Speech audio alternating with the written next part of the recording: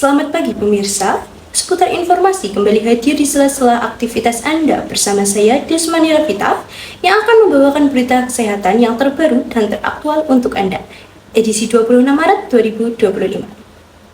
Pemirsa, kini saya akan mengulas dan menganalisis lebih lanjut terkait sistem pelepasan informasi rekam medis dalam menjamin aspek hukum kerahasiaan rekam medis di Rumah Sakit Umum Imelda Pekerja Indonesia tahun 2023 yang telah dijadikan penelitian pada Jurnal Ilmiah Perekam dan Informasi Kesehatan Imelda yang disusun oleh Abdul Malik Ritonga, Sarida Surya Manurung, dan Ramadan Nurani selaku program studi D3 Perekam dan Informasi Kesehatan Universitas Imelda Medan. Baik pemirsa, analisis jurnal terkait sistem pelepasan informasi rekam medis dalam menjamin hukum kerahasiaan rekam medis di Rumah Sakit Umum Imelda Pekerja Indonesia tahun 2023. Yang pertama, kami bacakan latar belakang masalahnya. Pelepasan informasi rekam medis adalah proses penting dalam pelayanan kesehatan yang harus dilakukan dengan hati-hati karena menyangkut privasi dan kerahasiaan pasien di Rumah Sakit Umum Imelda Pekerja Indonesia. Prosedur pelepasan informasi sudah mengikuti standar prosedur operasional atau yang biasa kita sebut SPO nomor 002-SPO-MRMIK-2022. Namun, masih ada kendala, terutama karena banyak pasien dan keluarganya yang kurang memahami pentingnya membawa dokumen pendukung seperti surat kuasa dan identitas resmi. Yang kedua ada dampak bagi fasilitas pelayanan kesehatan atau Fasiankes.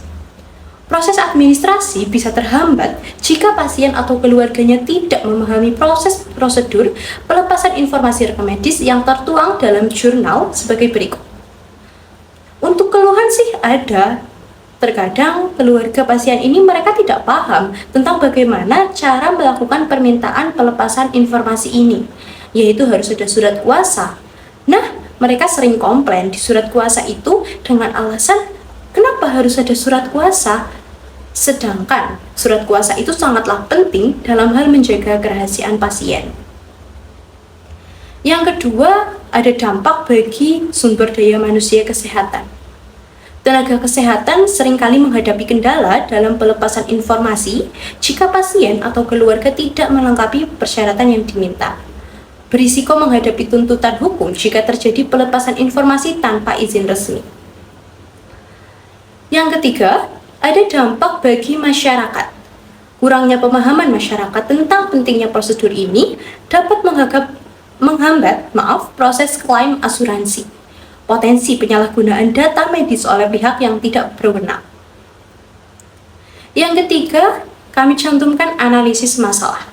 Menurut kami, setelah kami analisis, untuk jurnal ini yang sudah baik yaitu proses pelepasan rekam medis yang sudah mengikuti prosedur dengan jelas. Yang kedua, semua pelepasan informasi harus mendapatkan izin tertulis. Yang ketiga, tidak ada biaya yang dibebankan kepada pasien. Dan yang masih perlu diperbaiki dari jurnal ini terkait dampak adalah belum adanya aturan khusus yang mengatur kerahasiaan rekam medis. Pasien dan keluarga masih banyak yang belum paham soal persyaratan pelepasan informasi. Selanjutnya, rumah sakit tidak menyediakan formulir surat kuasa, sehingga pasien harus menyiapkannya sendiri. Yang keempat, kami sertakan kaitannya dengan hukum dan regulasi. Pelepasan rekam medis di Rumah Sakit Umum Imelda sudah sesuai dengan beberapa regulasi yang berlaku.